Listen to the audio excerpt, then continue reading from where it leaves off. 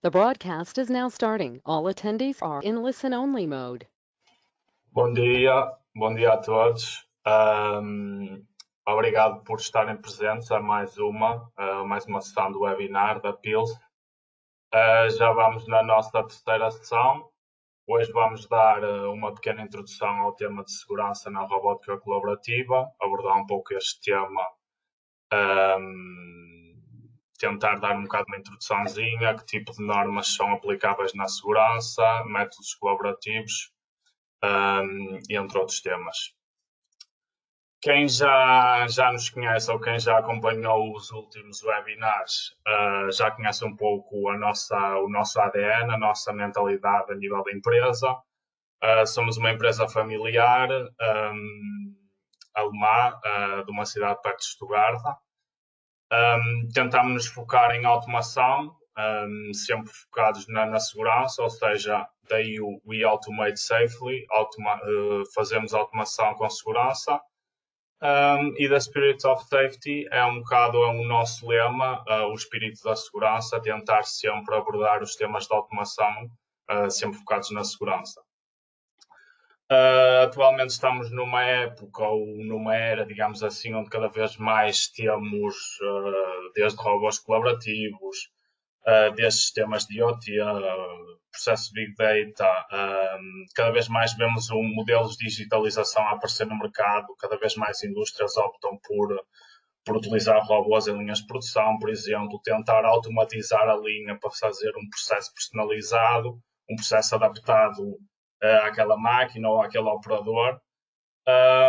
E a PILS tenta com isto ajudar, tentar introduzir no mercado de segurança nesta área que está cada vez mais em crescimento e que no fundo é um bocado uma novidade para todos nós e nós tentamos ajudar neste processo de revolução de indústria 4.0, por assim dizer. Eu sou o Miguel Fonseca, estou aqui com os meus colegas, vou deixá-los apresentar e obrigado por estarem aqui. Obrigado a todos por estarem aqui presentes no webinar. O meu nome é Pedro Martins e juntamente com o Miguel e com o Nuno fazemos parte da equipa de PILS Portugal e eu faço parte da equipa de projetos de engenharia, onde normalmente tratamos projetos relacionados com a parte de segurança e vou estar disponível para qualquer dúvida que tenham para vos responder durante esta sessão. Agora passo a palavra ao Nuno. Bom dia a todos, espero que estejam bem. O meu nome é Nuno Guedes, sou o Country Manager da PILS Portugal. Possivelmente algum de vocês que está presente já me conhece ou já teve algum contacto comigo. Cabe-me hoje a mim falar um bocadinho sobre este assunto tão atual e sobre a questão da segurança na robótica e em específico sobre a segurança na robótica colaborativa. Antes de mais, espero que estejam todos bem de saúde e que estejam bem. Estamos a passar num momento especial, mas espero que todos estejam bem. Neste slide, aquilo que fiz a mostrar, no fundo, é um bocadinho da evolução que temos tido em termos de robótica. No fundo, no início deixem-me só voltar um bocadinho atrás, vamos focar um bocadinho na robótica standard industrial, ou seja, na robótica antropomórfica, digamos assim, ou seja, começamos numa situação em que nós tínhamos os robôs industriais praticamente totalmente enjaulados, em que nós, para entrar dentro de uma célula, tínhamos que, enfim, parar a máquina, entrar dentro da célula com o robô totalmente parado, e ele estaria totalmente enjaulado. Depois passamos a ter uma situação mista, em que já era possível, devido à tecnologia, podemos ter situações em que tínhamos barreiras fotoelétricas para entrarmos em células de fabrico, desde quando não houvesse perigos de projeção por inércia de movimento do robô. E depois começamos a ter situações em que passamos a ter barreiras virtuais. Aqui tenho um exemplo de uma solução da Pils com o Safety Eye, que possivelmente alguns de vocês conhecem ou já ouviram falar. Uma solução de proteção volumétrica baseado em tecnologia de visão artificial, em que, portanto, se elimina ali uma parte da barreira física e passamos a ter um volume 3D, no fundo, que faz a proteção. E que aqui também se tem que ter o cuidado de garantir que não há a possibilidade de haver projeção, porque aí, se eu tirar uma barreira física, não protejo o operador contra o perigo da projeção com uma barreira física assim que me protege. No fundo, então, vamos introduzir um bocadinho sobre aquilo que é o conceito da segurança na robótica colaborativa, também falar um bocadinho sobre o que é realmente a robótica colaborativa ou não.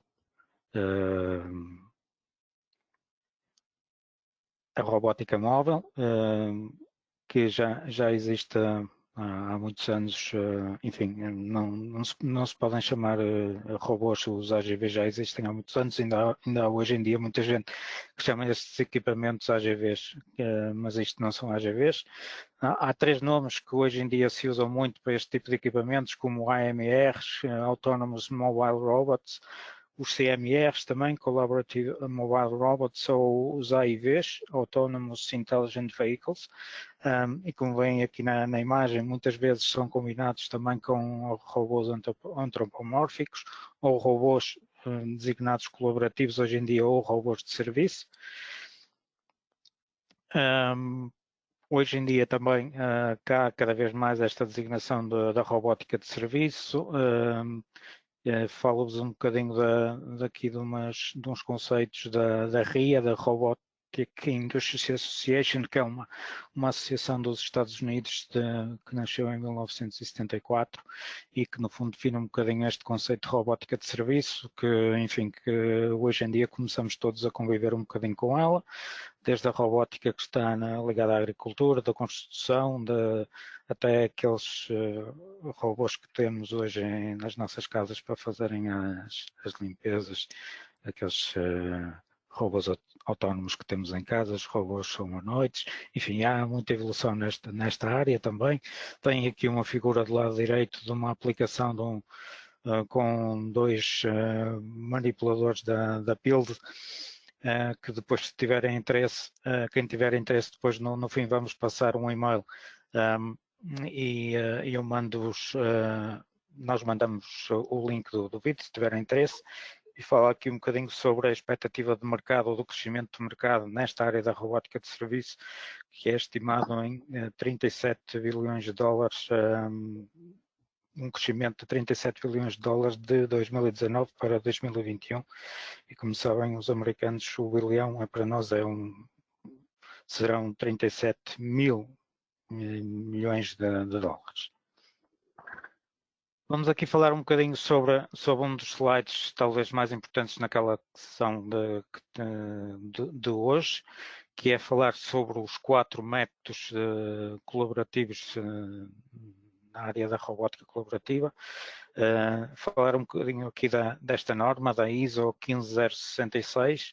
Esta norma é norma que se designa por Robots and Robotics Devices Collaborative Robots, e o TS, para quem não sabe, é TS de Technical Specification, portanto é uma norma da ISO, da Organização Internacional ISO, mas está associado a uma TS, uma Technical Specification, e então vamos falar um bocadinho sobre o que é cada um destes métodos. No fundo, o método 1 é um método normal, é um método que já se usava, ou seja, significa que quando nós nos aproximamos do robô, o robô para. Tão simples quanto isto, e quando para, desliga-se a potência do robô. Ponto. Portanto, e se vocês olharem para a imagem, é um robô antropomórfico normal, é um robô industrial normal. Portanto, aqui não há, ou Se vocês virem na imagem, não é nenhum robô colaborativo, é um robô normal. Este método é designado Safety Rated Monitored Stop, ou SMS, e aqui em português pusemos a designação paragem segura e monitorizada. Depois temos o método 2, que é um modo manual. Também alguns robôs também industriais standard também é permitido, que é, enfim, fazer uma colocação manual do braço em alguns pontos e vem do lado direito uma imagem também que no fundo simboliza o vulgar comando do homem morto, que não sei se todos sabem aquilo que é, mas eu muito resumidamente explico o que é. Portanto, no fundo é um comando que me exige ter uma posição que não pode ser nenhum dos extremos. Por isso é que tem ali 0, 1, 0, quer dizer que se eu não tiver a pressionar o botão, ele está em 0. Se tiver o botão pressionado no meio, tem um sinal 1, portanto quer dizer que é o go, portanto ele pode funcionar, ou se eu tiver pressionado mais, significa que eu estou numa situação de pânico, quer dizer que ele para. E este é o modo manual, que se designa também na norma por Hand Guiding, HG, está designado na norma por HG. Também aqui vem um robô industrial normal. Depois temos o método 3, que é um método que pode aparentemente parecer muito semelhante ao método 1, mas tem aqui algumas diferenças e chamo a vossa atenção para isso. Uma utilização da velocidade e da distância, e então qual é a diferença relativamente ao método 1? Estão a ver que aqui também é um robô industrial standard, mas qual é a grande diferença relativamente ao método 1? É que nós no método 1, ao aproximarmos do robô, nós desligamos a potência. No método 3, vocês estão a ver aqui uma imagem em que nós temos aqui a possibilidade de ter uma circunferência amarela, que temos uma zona de advertência em que nos permite, por exemplo, reduzir a velocidade do robô. Temos uma zona vermelha que é chamada zona de intrusão, em que o robô vai parar, e depois temos ali uma zona rosa. A zona rosa é uma zona de segurança em que o robô está parado, mas a potência não está desligada, portanto o robô está monitorizado. E este método 3 chama-se Speed and Separation Monitoring, SSM, segundo a norma. Isto o que é que quer dizer? Que nos permite manter os servomotores do robô sob potência e estão em constante monitorização, portanto o robô não está desligado. Aqui mais uma vez foco, não é um robô chamado colaborativo, é um robô normal. E agora vamos ao verdadeiro método colaborativo, que é aquele que nós chamamos colaborativo, e aqui sim vem que é um robô com algumas características diferenciadas relativamente aos outros robôs. É um método 4, limitação de potência e força, chamado na norma Power and Force Limiting, ou PFL, designado na norma. E aqui sim é para nós realmente o verdadeiro método colaborativo de limitação de potência e força, em que se o robô detectar uma limitação ao seu curso por uma colaboração humana ou por algum obstáculo, e ele vai parar. E aqui sim existem algumas... aqui neste caso não pode ser um robô industrial normal, tem que ser um robô dito colaborativo. Ainda como vão ver, que nós vamos falar um bocadinho à frente, não existem propriamente robôs colaborativos, existem aplicações colaborativas. Pronto, no caso da robótica colaborativa traz outros desafios, e aqui este slide, muito rapidamente, temos aqui um sinal azul que tem uma informação de que estamos perante uma célula com robô colaborativo, e depois temos aqui sinais de advertência de que estamos, sinais de perigo em várias situações de que nos alerta para perigos de contacto com o robô em várias partes do corpo ou de contacto com a ferramenta. Então, não vou entrar em muito detalhe sobre isto também. E aqui queria-vos falar aqui, se calhar aqui vou perder também um bocadinho de tempo aqui neste slide. basicamente nós temos duas situações importantes relativamente à robótica colaborativa. Temos a questão da força transitória, que é aquilo que vocês podem ver aqui no slide. Não sei se podem ver o ponteiro do meu rato, espero que sim. Temos esta parte transitória aqui. Portanto, nós temos aqui uma curva que se assemelha, quem sabe, e se calhar penso que devem saber todos um bocadinho da teoria de sistemas, uma teoria de controle, que isto assemelha-se a um gráfico do overshoot. Temos aqui um gráfico semelhante a uma situação subamortecida, em que nós temos aqui um transitório e, portanto, aquilo que nós temos que fazer numa situação do método colaborativo no método 4 é que nós temos que garantir que a força e a pressão não excedem determinados valores. Estão aqui a ver a zona vermelha, em que nós temos uma zona transitória que não pode superar o meio segundo e que temos uma zona chamada quase estática e que não pode superar estes valores. Já vamos ver mais à frente no slide que valores são estes.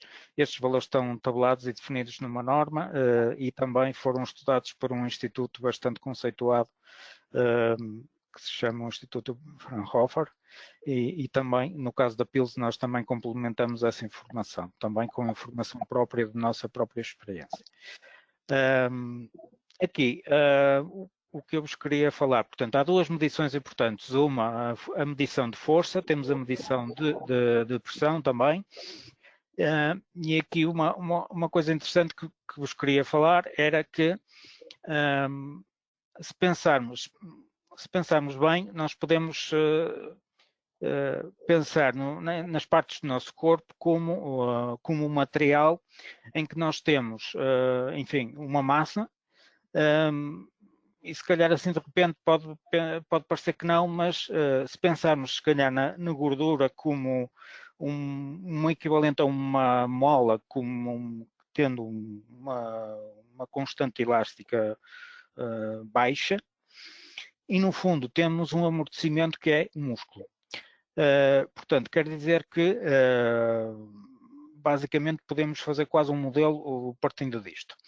Obviamente que nem todos somos iguais, portanto os estudos têm que se fixar em determinados estudos, em amostras, em médias, e para além disso nem todas as partes do corpo são iguais, portanto estes estudos são feitos com diferentes forças máximas e pressões máximas que nós podemos aguentar em diversas zonas do corpo, peço desculpa. E depois há aqui um conceito que eu também gostava de deixar, não vou ter tempo para falar muito sobre isso. Eu depois já no próximo slide vou mostrar o gráfico sobre os limites de força e de pressão. Gostava de falar um bocadinho sobre este gráfico aqui à direita, que fala um bocadinho sobre os tempos de reação e da distância de separação, e que gostava de introduzir um bocadinho o conceito e que tem a ver um bocadinho com aquilo que nós falamos há bocadinho, que era o método 3, que era aquilo que eu costumo designar por Smart Safety. Há a parte do método 4 em que nós temos um contacto físico, podemos ter um contacto físico com o robô.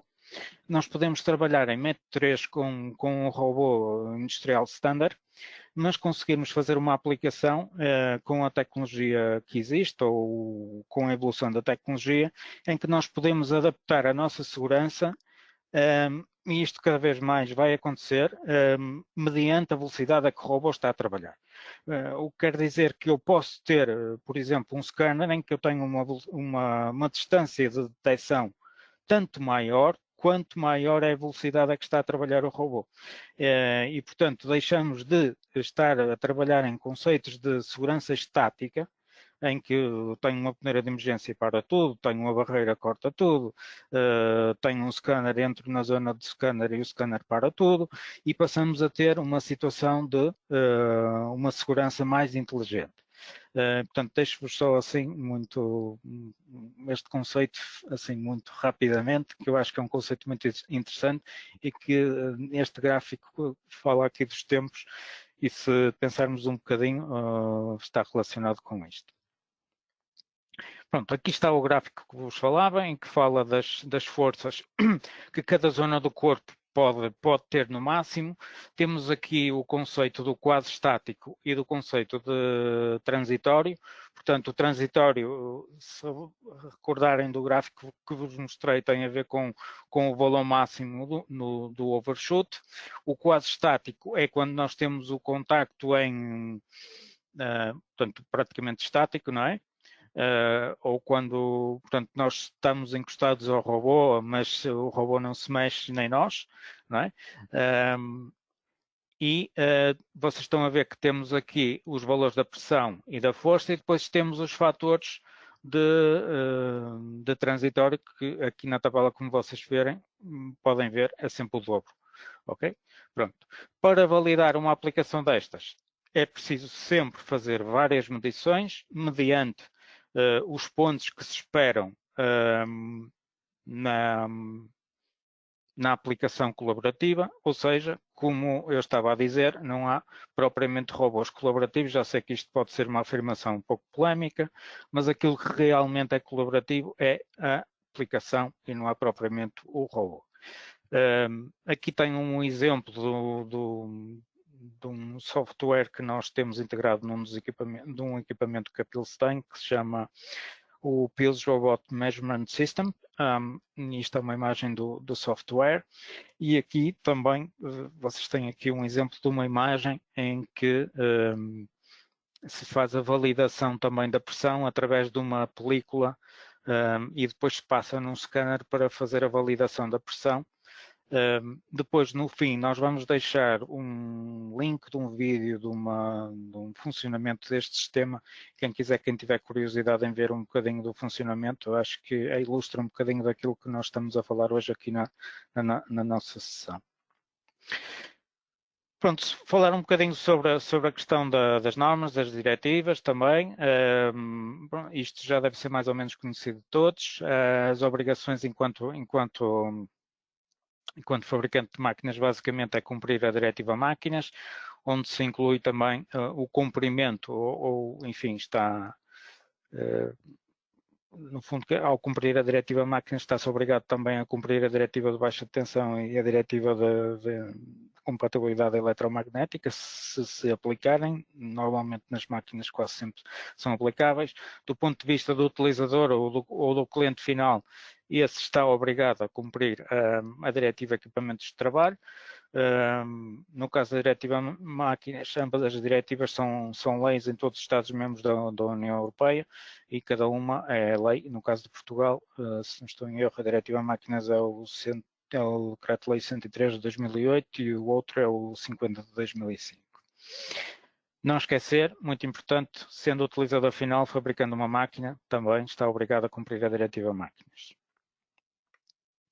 Bom, depois temos esta imagem também muito interessante, porque no fundo estas rodas dentadas fazem a ilustração de que nós temos aqui a lei e depois temos as chamadas normas, que não são de cumprimento obrigatório, mas que são harmonizadas, o que quer dizer que se eu cumprir as normas estou a presumir o cumprimento da diretiva. E esta imagem com as rodas dentadas, no fundo, o que diz é que isto está tudo um pouco ligado. Nós temos aqui uma norma tipo A, que tem uma hierarquia superior, depois temos aqui normas tipo B, e depois temos aqui normas tipo C, que são normas específicas. No caso, relativamente aos robôs colaborativos, temos esta, que é a 15066, relativamente aos robôs standards de robôs industriais, temos a 218-1 e -2 também. Pronto, no caso, era aquilo que eu estava a dizer mais uma vez, portanto, o robô em si não é uma máquina, é uma quase máquina, creio que isso já toda a gente terá isso presente.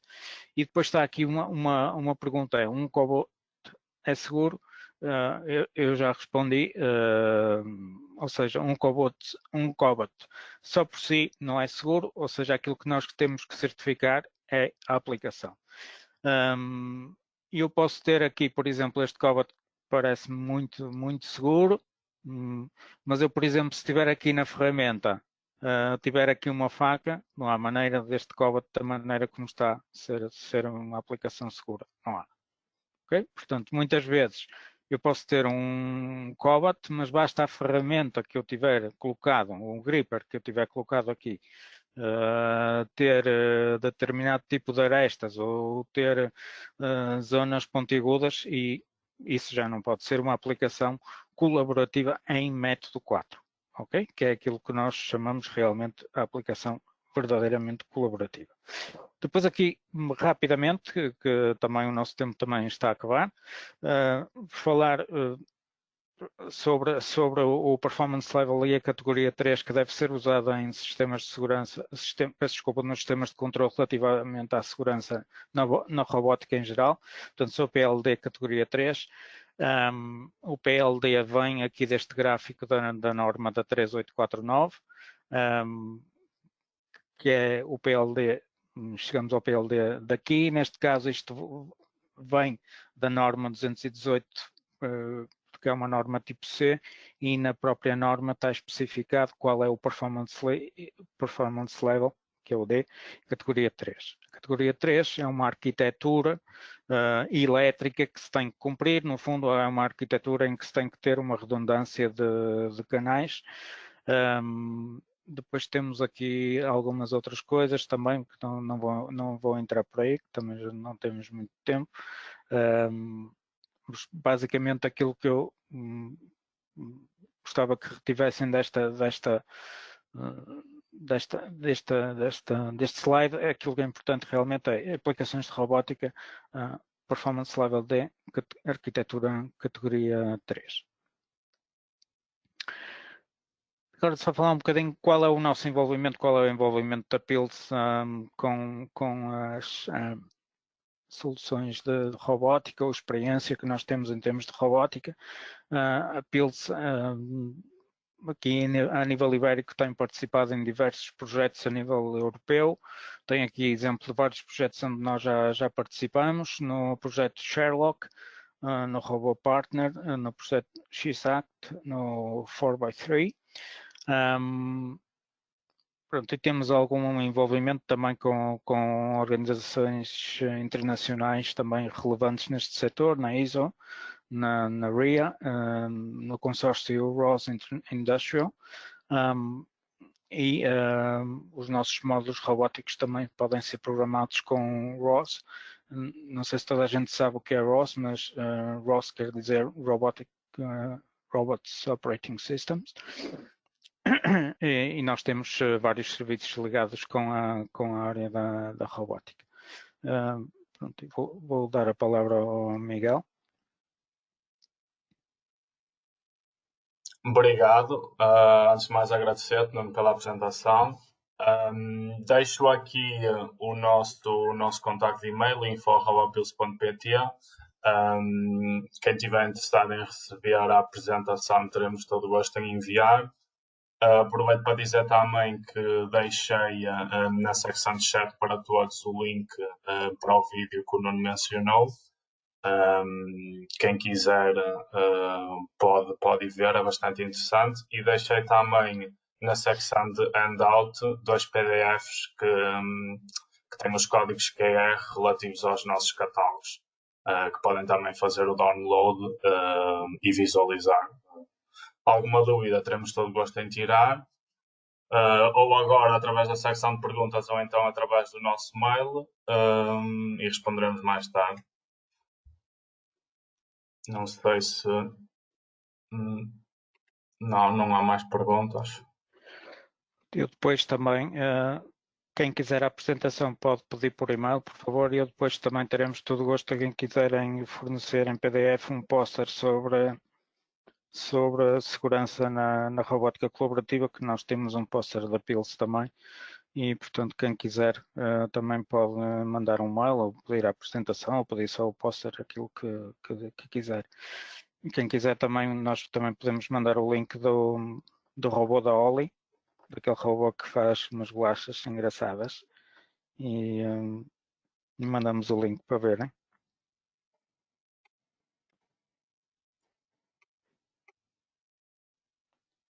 Ok, não há Não temos mais nenhuma pergunta, Nuno. Da minha parte, dou concluída a sessão. Obrigado a todos que estiveram presentes. Alguma dúvida, como o Nuno já mencionou, podem tirar por e-mail. Teremos todo o gosto em responder-lhes. E até uma próxima. Próximas sessões que tivermos, tentaremos enviar-lhes um e-mail com as datas e com os links do registro. Pronto, da minha parte também foi um gosto este bocadinho que passamos juntos e espero que estejam todos bem, que passem todos um bom fim de semana e disponham da nossa parte alguma questão, alguma coisa da nossa parte que possamos ajudar. Estamos aqui para vos apoiar no que for preciso. Sim, obrigado. Muito obrigado. Bom fim de semana, até uma próxima.